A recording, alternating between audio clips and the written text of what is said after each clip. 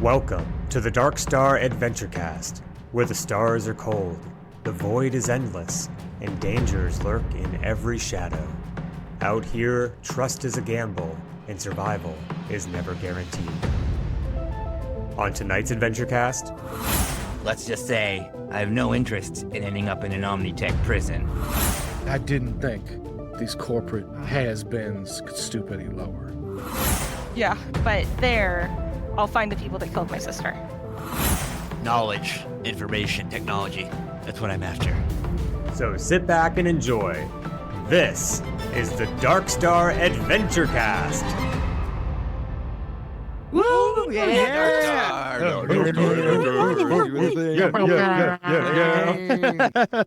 It's been a minute. How are we feeling about the death of Victor Strake? Well, how do we feel about Felix killing Victor Strake in cold blood and then Robert dumping his body out of the scapegoat? Is it cold blood if I was high under the influence while it happened? Is that still cold blood? Or is that like... What would make it not cold blood in that instance to you? If he was warm. Does that somehow make it better? Yeah, I wasn't cold and calculated. It was just, I was vibing. It was a vibe kill. You weren't cold or calculated. You were running hot and very spontaneous. Yep. But I mean, and now his brother, I guess, is going to be after us. Oh, yeah, right. He seemed pretty chill that we killed his brother, though. Yeah, that didn't really give any chase. So. Yeah, that's definitely not going to come up in the future or anything. No way. I also, before we really get started, I wanted to highlight that I think Haley had the most genius plan last episode that has happened in this campaign so far. Shocking, I know. She's like, what if we light the purple flowers on fire? And then no more ideas. Everyone was like, good idea. Hey, That settles it. when you hit a banger, everybody goes with it until somebody's like, and then we roll down the windows. And I was like, If oh, Haley comes up with more ideas to get Felix high, I am all on board with that. Yeah, I don't think anyone thought Felix was going to get high. Everyone forgot he was like super into drugs when they There's lit the no way entire we field forgot of that. No.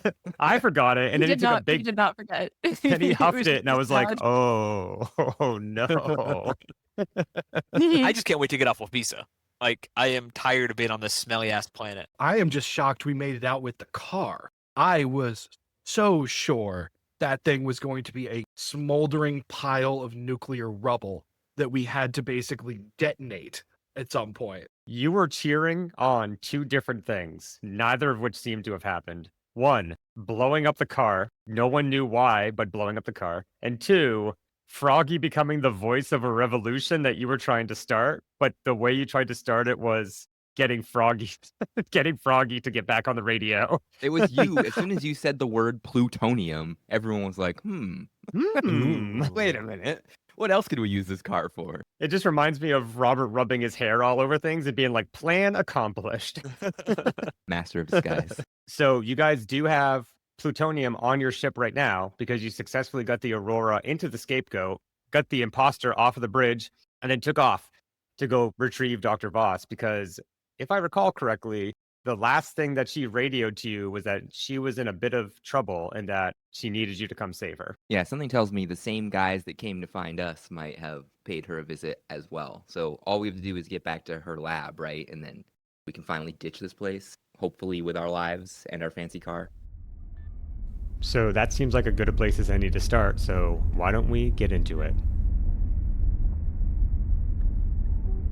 It's late afternoon as you fly low over the city of Wafisa, making your way back towards the southern part of the city, back to Dr. Alara Voss. You spent all this time trying to just convince her to come with you, that now that you've finally done the deed that she asked you to accomplish and retrieved your ship, now she is in peril, and everything you've worked for is about to become undone. There is a spot nearby where you can park the ship. So Robert, you touch down gently in the scapegoat, and the crew disembarks and begins to make its way warily towards Mistrata 4, where Dr. Alara Voss is hopefully still waiting for you. I really hope we don't lose the ship again. Tell me about it. Let's make this quick. When you're about a block away, you can see that there is smoke rising from the front of Mistrata 4, and as you draw closer, you can see that the door has been breached. Scorch marks all around the edges, smoke rising from the hole that was made in the wall. In front of you is simply a dark void. There doesn't seem to be any power inside the station. Gazing inside with only the sunlight to help you, you cannot see much. I pull out the radio. Doc, you still there? Yes, I can't talk right now. I think I don't even answer that because I feel like that means that if I say anything, it's compromising. So I just look at the others and I say, seems like the good doctor is in need of a rescue. Let's get it done, guys. Okay, and you make your way into the research station. The air is very cold in here. It actually feels like the environmental systems have maybe gone a little bit of haywire and are just pumping out air-conditioned air constantly, regardless of the temperature outside. It's quite frankly getting close to freezing in here. The lights are all off. There are flickering LEDs on various control panels and electronics throughout this hallway, but there are no doors. It's a very short hallway, 10 feet, opens up into a slightly larger area. In here is a living room area that appears to have been the subject of a massive explosion, but not anytime recently. The combat experts amongst you, Robert and Haley, don't smell any smoke and don't detect any recent fire or explosions or anything like that. So whatever happened here happened a long time ago. There is one exit out of this room off to the right, and there is an open door to your left that leads to a bathroom. Well, y'all, where do you think Laura is? I mean, we might as well check the bathroom here real quick. Yeah, I'm gonna go check the bathroom. Someone can back me up. Yeah, no, I'm right behind you. Grab your shoulder, have you lead through, and I'm on overwatch behind you. Should somebody, keep an eye on the scapegoat, perhaps? What are they gonna do, steal it again? So Haley, you and Robert make your way over to the bathroom. Mm-hmm. It's a multi-stall affair. So as you peek with your rifle at the ready, you see there are multiple stalls and multiple sinks. Obviously, for this research station that probably housed a dozen or more people. You don't hear anything in there, and you don't see anything. What the hell? There's something real off here, you guys. This is the low temperature, the lack of people around here. Yeah, I'm getting a real bad feeling about this. At this point, I feel like I have no option but to radio the doctor again. Yeah, I think yeah. So I just pull the radio back out, and I radio as quietly as possible. Hopefully she can turn down the volume on her end, but I just say through the radio, Doc, we're at the research station. Where are you? You hear a loud electronic noise, and everyone's eyes snap up to the corner to see a camera aggressively swing towards you, its red light blinking. And over the radio you hear, "There are 3 of them in here. Go to your right, go down the hallway, and fucking kill them and get me out of here." Oh, you heard the cranky doctor. I'm not cranky. I'm not cranky. Oops. And then I switch it because I did not mean for her to hear that part. I look at Thorn. I know cranky. She's cranky. That's cranky. Classic cranky. I'm not cranky. We know you're just very stressed out, ma'am. You don't even have to press the button. I can hear you when you're in my station. I can hear it, I can see you, and I can see how goddamn slow you're going. Kill these guys. I need to get out of here soon. Well, you heard the clearly not cranky doctor. You see a flashlight play out over the wall of the hallway on the right side, like that doorway that you're supposed to be going through. And you hear 2 whispered voices. And you swear you hear a man say, "Yeah, over here. Some sort of radio or something." I look up at everybody like, uh-oh, here's our company. I look for cover, whatever nearest cover I can find, and duck behind it. I hit the deck, find cover. There is a overturned couch that is overturned into a corner because of some blast. Same thing with a larger coffee table that's probably 5 feet long. There's also an entertainment center that's fallen over onto the ground. Yeah, I get behind that couch. Yeah, I give Haley the universal but silent signal for, hey, give me that gun back. I give him the gun back. And then I take it and make for the cover, since I didn't realize you were so much spec'd for punching. So Robert Ross hit the deck. Felix is hiding behind a couch. Thorn is hiding. Haley, what are you doing? Yeah, can I sneak by to the other side of the entrance to wait for them to enter the room and get behind them? Yeah, the old storage container. Yeah. The same thing you did last time. At the power station. You definitely have an MO. I rush over there, crouch down. Not rush, but I sneak over there, crouch down, and stand over by the doors to wait for them to come into the room. Okay. So the first guy, you see his you see the tip of his gun poke through the door, and there's a flashlight attached to the top of it. And it looks like a laser rifle, just like the previous soldier had. And his flashlight plays across the room before resting on Robert Ross, who's laying prone in the middle of the floor, not really behind anything. And the soldier says, "Hello." Hey, good looking. What you got cooking? And the guy takes a step into a room and says, "Put your hands on your head." Only if you paint me like one of your French girls. I punch him in the face. Do you have a warrior yell when you do that? Nope, no yell. Or just go. Not like some sort of Xena-style ululation. Nope, I just go, rah! Is just to, like, get the noise out. Just go, rah! And, like, punch the guy in the face. I will work on the yell, the combat yell. I'm still working to find my identity on the Blackout 1 crew. Apparently that's not us anymore. Apparently we're the Alara Voss crew. True. Oh my god. They have no respect for Blackout 1 or Strat Team 6. Yeah, right? But either way, I just went after this guy. I'm gonna save you guys. Oh, I go, roar! And I grab his gun out of his hand so I can throw it to the ground. And then I grab him by the back of his head and shove it into my knee and throw his body down to the ground as well. he is instantly unconscious from the knee maneuver, and his friend snaps his gun up, flashlight directly in your face.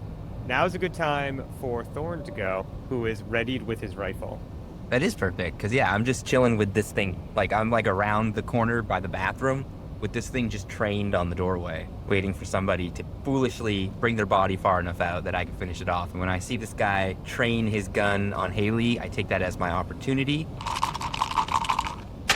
I rolled a 13 to hit him. 13 hits.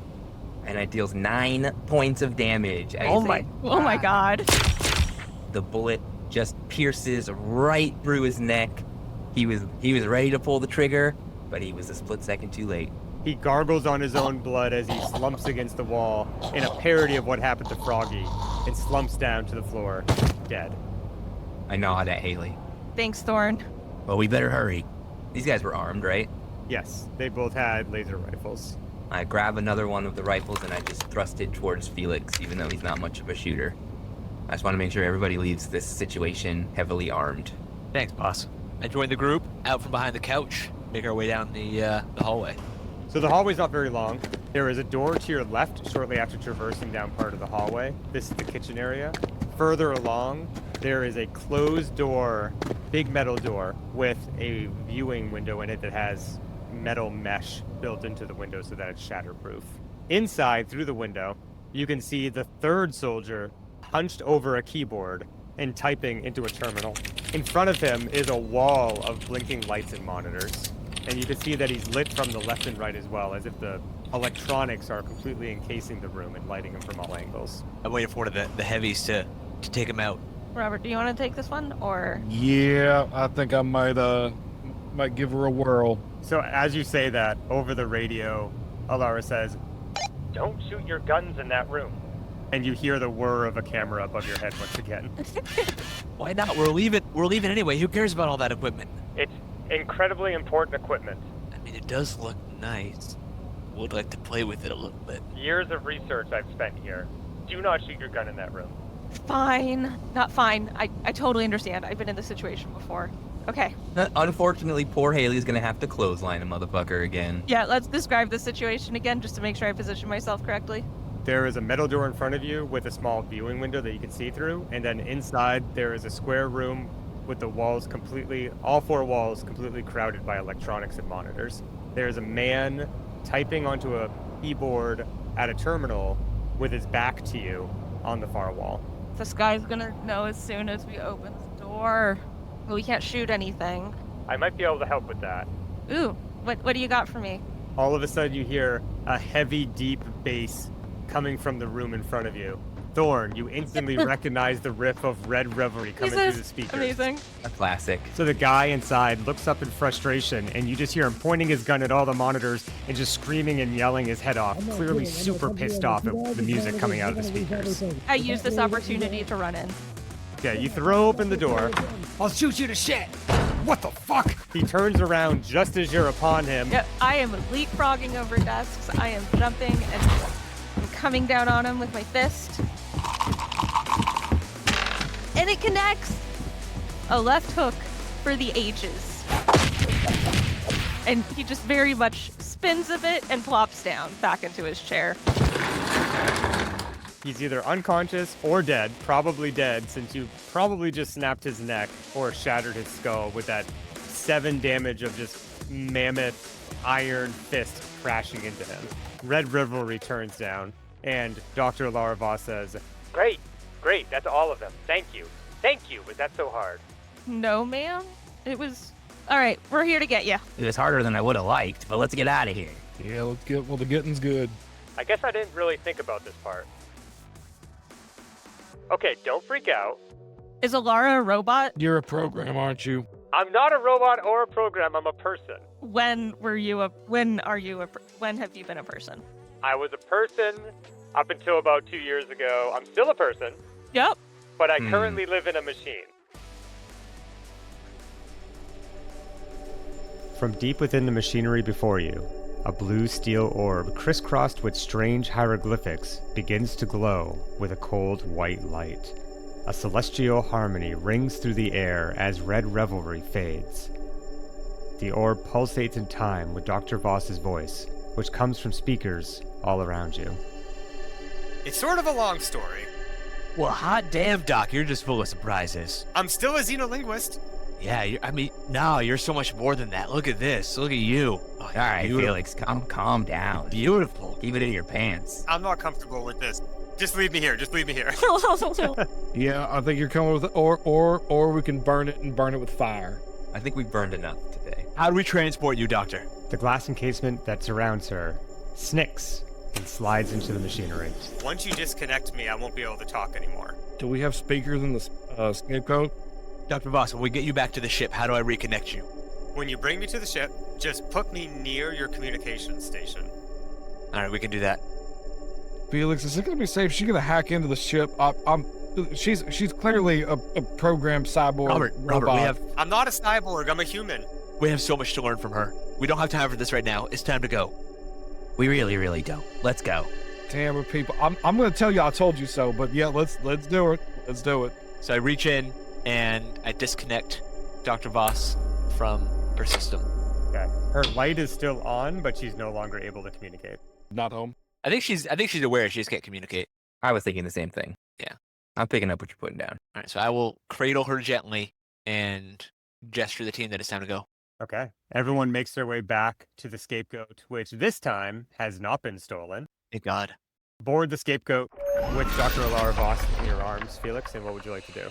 Set her down next to the communication station while we get the ship ready for takeoff. The ancient alien hieroglyphics that are covering her steel or some sort of alloy surface begin to glow, tracing with blue and purples and whites all around.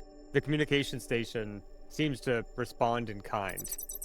She rolls over slightly, almost as if responding to a gravity shift, before catching on something on the communications panel. A spark erupts, and she sinks into the LCD panel. From out of the speakers of the scapegoat, you hear Dr. Alara Voss say, I didn't mean to ruin the panel, but I had to connect somehow. No worries, panels can be replaced. Yeah, Felix will get right on that. So, I guess I have some explaining to do. I actually have a lot of questions for you. Plenty of time for that once we're safely off world. Yeah, it's gotten kind of messy here. Yeah, I feel like we need to make tracks, people. Let's get out of here. Okay, so you guys kind of silence her for a minute, and you're going to wait till you're safely up in orbit. You warm up the engines, and you take off from Wafisa, leaving that planet behind, perhaps forever, saying goodbye to the vast city and the methane explosions and the soldiers of the great work. And you make your way off-world and start heading towards the coordinates of the mysterious signal that supposedly Omnitech gave you, but it's looking increasingly like they never gave you that mission at all. All right, somebody here has some explaining to do. Right. Okay. It's not complicated. And then she proceeds to tell you an incredibly complicated thing. Of course. Okay. There is some truth to be told. I am a xenolinguist. My name is Dr. Alara Voss. I am human. I was with a team on Wafisa. Our mission was to discover alien artifacts, which we were quite successful at. Wafisa has quite a few of them, and to study them, research them, and then ship them off-world. This was after the troubled times, after Wafisa already fell, so we didn't think we'd really see any trouble, and we didn't. We were a successful team, and that makes what happened next all the more painful. We found this orb. Well, Tom found this orb, and it was nasty. Like all the other items we found, we ran through the tests, but when we introduced it to electrical current, it reacted poorly. The explosion killed us all. I remember dying, but I woke up, and here I am in this body. I'm assuming I'm a copy of myself, or at best my consciousness was transferred. I guess I could never really know. Wait, what was it? The artifact? Yes. Whatever this artifact is, it transferred or copied my intelligence into itself. I'm not an artificial intelligence, I'm something more, something human, and trapped. But only you, not any of your comrades. No, I was performing the experiment. I was in direct contact with the artifact when it happened. That's all I can imagine is the reason why I survived, if you can call this survival. That explains who I am, but it doesn't explain what I've done. Once my team died, well, I didn't want Omnitech to know exactly what I was. I wanted help, but I didn't want the type of help that Omnitech would bring to me. As a scientist with Omnitech, I know that I would just be researched and prodded. So I began looking into everything I could in the computer system, including everything off-world that I could access. I ran out of things to look at. Well, the Exonet only has so much on offer. I started digging into my own past. I started looking back at my home planet, see how people are doing. And that's when everything changed for me. I discovered the truth of Viridyne Industries. When I was a girl, Viridyne purchased my settlement. They employed everyone there, made it into a corporate town. Sounds familiar to me. We were in poverty. It was a backwater podunk planet, and we were barely scraping by. But Viridyne gave everyone opportunity. People like me, intelligent, capable. We were given jobs, mostly off-world, working for Viridyne or Viridyne subsidiaries like Omnitech. Things did not work out so well for the people that stayed on-world. Viridyne experimented on them. Terrible, terrible genetics experiments put on by their other subsidiary company, Prometheon. I couldn't let that lie. I couldn't let that stand. I quickly fabricated an illusion around this research station. The explosion that killed me and my teammates never happened. Covered it up. I fabricated reports. They went out on a schedule. Omnitech thought we were still operational, discovering and researching alien artifacts. Everything was well. And then, I bent my new powers to take down Viridyne Labs. And this is where you come in. Really now. This better be good. Definitely don't trust your metal eyes. A long-range hauler had to go fairly far afield to avoid a cosmic storm near the outer limits of the sector. Out there, he detected something, a mysterious signal, but he didn't know what he was looking at. He thought it was just simple background radiation, so he ignored it. But when he docked on Cybillin, all of his transit logs were uploaded to the Space Transit Authority. I have thousands of notifications waiting for just such an event, and one of them was raised. I downloaded the signal. I looked through the logs, and although it was garbled, I immediately recognized the telltale signature markings of a Prometheon technology signal. The very corporation that experimented on and effectively destroyed my homeworld. Those bastards. So I hatched a plan. What can I say? I'm vengeful. First I would need a ship, and then I would need a crew to pilot it. I don't have access to everything, but one thing I do have access to is Omnitech systems. I called up a list of candidates that I could call to active duty. I filtered that list again and again. People that were not currently on active duty. People relegated to desk work. Prisoners contracted with Omnitech that nobody would miss. People that work in the shadows. People that are obscure. I needed a decent pilot to fly here, a hacker and a communications expert to follow the signal, a gunner and muscle to protect me, and lastly, a respectable businessman to be my voice. They would need a ship, one that wouldn't be missed. I found a practically derelict Omnitech merchant class rotting away on Chimera 4. I fabricated a mission detail, I scheduled you, the crew, I gathered you to the space station, and I let my pre-recorded briefing play out. Get the ship, come collect me from Wafisa, and let's go figure out what that mysterious signal is. Of course, I already know what it is. It's a secret Prometheon base. Viridyne is incredibly protective over where Prometheon's headquarters is. So, once the ship is within range of this quote-unquote mysterious signal, the virus that I've been writing would be uploaded. Prometheon's airlocks would open, their environmental systems would crash, and all of their data would be erased. Lastly, the reactor would explode.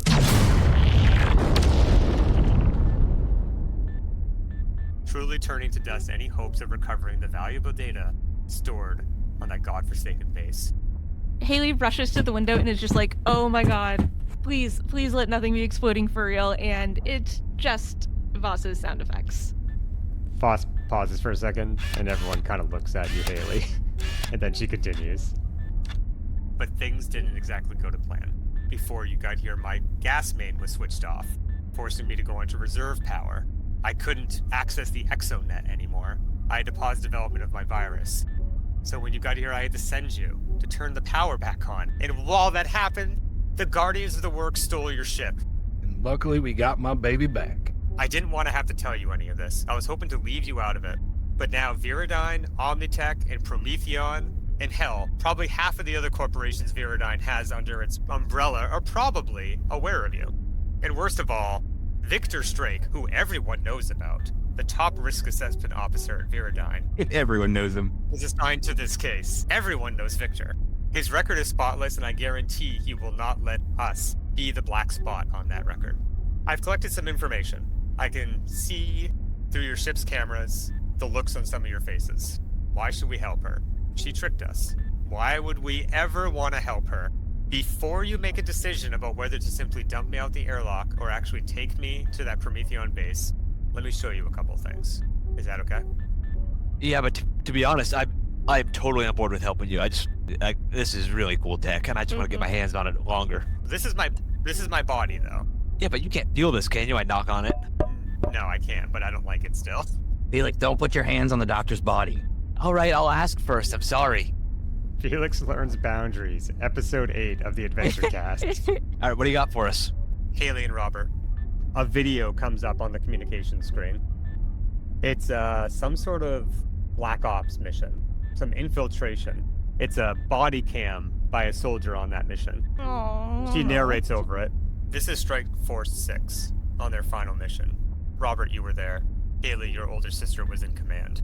It didn't go exactly how Omnitech told you it went. And on screen you can see Haley, as shown from Robert's cam on his chest, boarding into a helicopter and taking off as a ton of guerrilla fighters are swarming the jungles below. In the distance, you see a mech, towering, stories high. It fires, the missiles, striking the helicopter.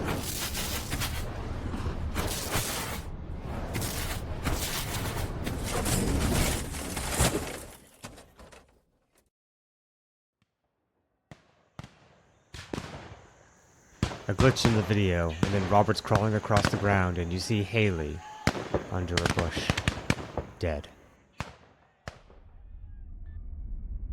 I don't know why you're showing us this. I was there, and I never wanted to see that again. Several documents come up on screen. This is proof of Viridyne and Omnitech's complicity in Haley's death. You thought you were sent there to liberate a colony, assist in the Red Rice Wars. What you didn't know is that you yourself were an experiment. Your squad, Robert, sent in to save Haley. Haley sent before you to help the colony, and everything that transpired there. It was a test that you failed. Would they go forward with the type of experiments and training that produced someone like you, Robert? Or would they go a different way? And that's all we're worth? Just an experiment? Just ones and zeros? Just a number in the file? And that was why Haley was taken from us? God, I didn't think these corporate has-beens could stoop any lower. Now, Alara, I want to believe you, but some emails some paperwork. You're a, air quotes, person. How do I know you didn't just fabricate any of this here? You don't. But you are the enemy of Omnitech now. And you know what we do to our enemies, Robert. Because of you. Well, you're in it now, and I've seen your history. And what's more, I can pay you. I have done what I have been ordered to do. Now, am I proud of it? No. Done what my higher-ups have made me. I will take all sorts of shit from any person. It's what they've trained me to do. I'm just some grunt. But I don't like to be lied to. Not by them, not by you. That said, I heard you say something about money. Yes, I haven't been able to spend much money in the last 2 years on account of being a virtual intelligence. So all of my pay has just been accumulating in my account. I'm happy to give it all to all of you once the mission is complete. 20,000 credits. 20,000? I'm gonna have to reach out to my financial advisor, Thorn. Thorn's eyes have turned into dollar signs. That's a lot of credits, and it would certainly go a long way to helping us complete the mission if it was available up front, let's just say. So, Alara, if we do this and go through this mission, because it sounds pretty crazy with our, you admitted our pretty podunk ship to be going into a secret location to let out a secret virus to take down a secret organization. It's pretty wild. One that knows we're coming now. Yeah, but there, I'll find the people that killed my sister. Yes, you and I are looking for the same thing, Haley. Vengeance. And we have the same target, and I have the means to destroy them. All I need is your brawn. Well, it's just about the only skill I have left, so if I get to use it here, then let's do it. Thorn. I thought the 20,000 credits might raise your eyebrows a bit, but I went digging in your past. Hang on, let me interrupt you there. If you're about to tell me that these Viridyne fools are doing something to the people of Zephyrus 3, you better not show me any horrifying video, because I don't think I could take it. No. Nothing quite so macabre as what happened to Robert and Haley. No. I feel like all I need to tell you is that Viridyne owns Prometheon, and Prometheon owns Nexus Trading, the corporation that stole and gutted your family's business. Yes, I am quite familiar. Even just hearing your story, I could sense the similarity between what Prometheon did and what Nexus did to me. Even not considering the monetary reward, I was already considering helping. Let's just say I have no interest in ending up in an Omnitech prison, but there are wrongs that need to be righted. And if I can help you do that, well, just make sure we keep things honest, you don't steer us into any unnecessary trouble, and sure, I'll be your face man. Excellent. And yes, honesty from here on out. So that makes revenge for myself, Robert, Haley, and Thorn. Felix, I don't know what I can offer you, except for access to technology in Prometheon that is likely beyond your wildest dreams. That's more than enough, Doc.